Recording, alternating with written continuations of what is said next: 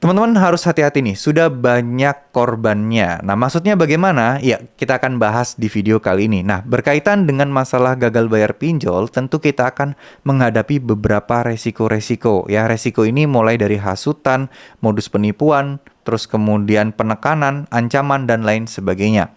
Nah, sudah banyak banget korban yang pada akhirnya minjol di banyak platform sekaligus, pada akhirnya kena tipu, pada akhirnya ya mau nggak mau harus bayar jasa joki pinjol dan lain sebagainya, yang mana itu sebenarnya ya senjata makan tuan ya.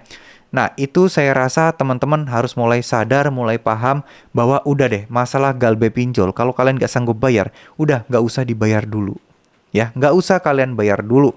Nanti pelan-pelan kita selesaikan, nggak usah nekat untuk dibayar dulu. Kenapa saya bisa bilang seperti ini? Karena gini loh teman-teman. Ketika teman-teman nekat untuk pakai jasa-jasa kayak gitu, ujung-ujungnya kalian akan kena tipu. Dan kalaupun kita ngomong apakah galbe pinjol itu aman dan seterusnya, coba deh, pinjol itu ada sejak tahun berapa sih? Banyak banget yang galbay teman-teman. Dan bahkan ada yang galbay 8 aplikasi pinjol sekaligus. Tapi alhamdulillah tetap aman-aman aja sampai sekarang. Kok bisa? Ya bisa karena memang pada dasarnya galbay pinjol itu aman. Resikonya sudah jelas, sudah terukur.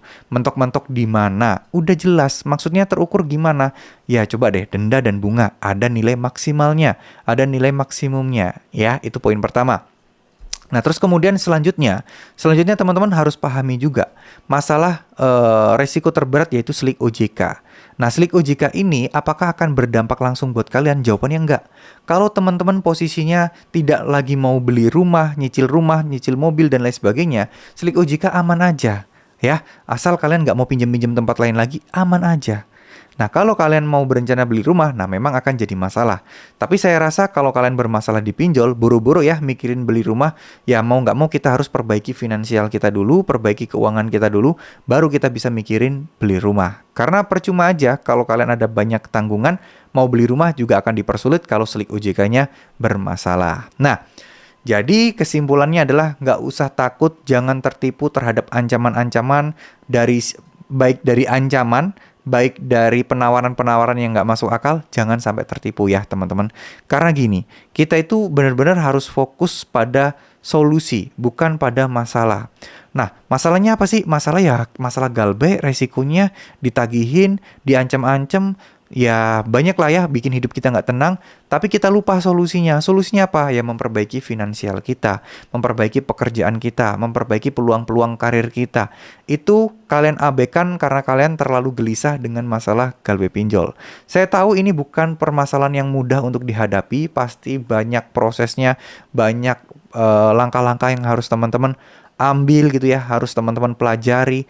Intinya sih teman-teman harus berusaha mencari tahu dulu resikonya apa sih yang paling berat, sehingga kalian bisa dengan mudah untuk ya setidaknya mencari solusi versi kalian sendiri.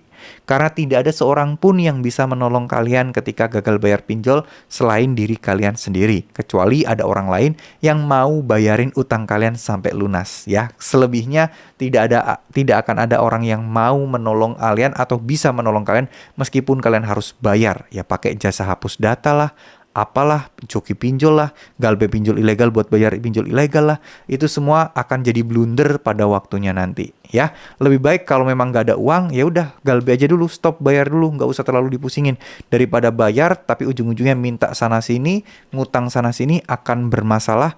Dan padahal kalian sudah tahu di luar sana banyak yang galbe sampai puluhan pinjol, belasan pinjol, tapi masih aman sampai sekarang tanpa harus pusing masalah hal itu tadi ya. Teman-teman nggak sendiri kok, banyak di luar sana yang gagal bayar dan insya Allah alhamdulillah nggak akan masuk penjara, tetap aman-aman aja teman-teman ya. Terima kasih, wassalamualaikum warahmatullahi wabarakatuh.